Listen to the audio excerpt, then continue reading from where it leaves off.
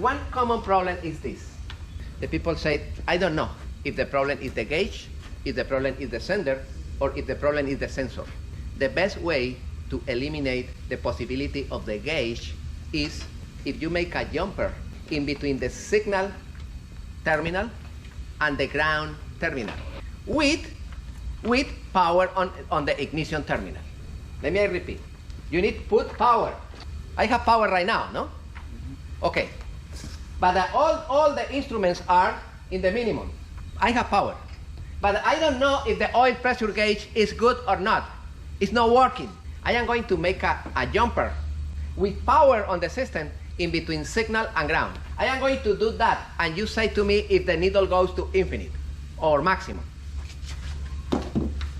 In between ground and signal. Ah! Good? Yeah. Okay, I am going to do the same with the other one. You see? Okay, my gauge is good. Difficult?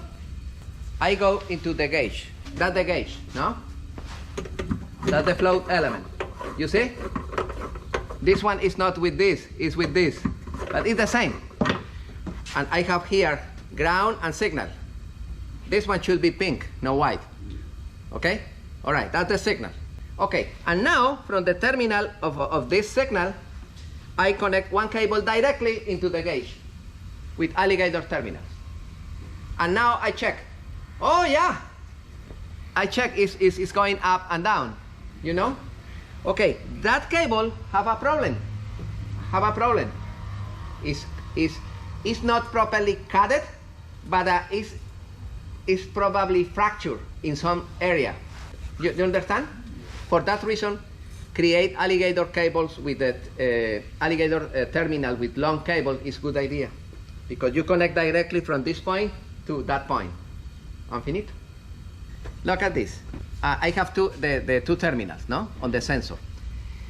And the majority of the sensor, for example, the sensor of the flow switch like this, is a resistor, is a potentiometer. More resistance, less resistance. More resistance, less resistance. This one is the same. We are going to check with the multimeter in what function. Ohms, look, ohms. And we are going to connect here, we are going to connect one terminal in the Y1, and the other terminal in the positive. And right now we're reading 240 ohms. Watch, when I go up, it's getting less ohms, less ohms, less ohms, less ohms, less ohms, less ohms, less ohms, less ohms, all the way to about 30 ohms. So 240 ohm when it's completely empty, and that's how the gauge reads. Ah, nice, no? Okay, with that test, I verify what?